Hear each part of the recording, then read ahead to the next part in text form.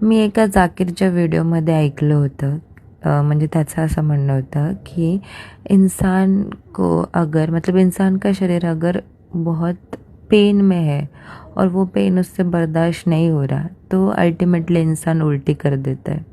Same ऐसा है कि एक इंसान बहुत दुख में है और दुख उससे बर्दाश्त नहीं हो पा रहा तो वो हंस देता है। काय बोलणार ना जाकीरला, कसलं भारी नॉलेज आहे त्याला लाईफबद्दल। त्याचे प्रत्येक लाईफ लॉजिक एकदम खरे असतात। मला खूप पटतात त्याच्या गोष्टी। म्हणजे माझ्यासारखी माणसं जी थेरपी नाही घेऊ शकत ती जाकीरला ऐकतात, हे सुद्धा नक्की खरं आहे।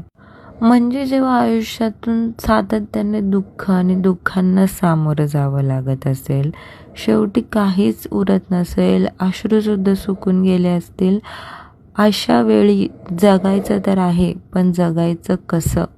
जेव्हा वेड लागायची पाळी येते, जेव्हा काहीच सुधरत नाही, दुःख अनावर होतं, तेव्हा माणूस काय करतो? तेव्हा तो हसतो। मतलब ॲटलिस्ट मी तरी तेच करायचं ट्राय करते। मी हसायचा प्रयत्न करते, कारण की मी नाही हसले तर मे बी मी पागल होऊन जाईल। वेडी माणसं का हसत असतात सारखी? ह्या मागचं रिझन थोडं थोडं समजायला लागलं आहे मला आता।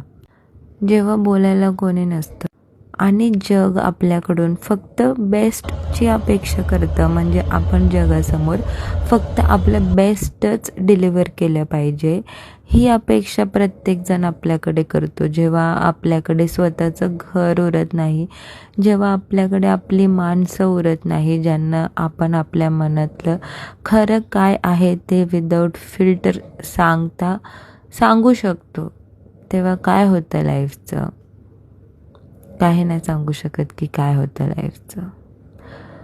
फक्त चेहऱ्यावरती एक फिल्टर यूज करून, एक मुखवटा यूज करून, मेकअप यूज करून जगासमोर हसायचं, कारण आपलं दुःख सांगून लोक फक्त त्याचं हसू करतात, बस, अजून काहीच नाही।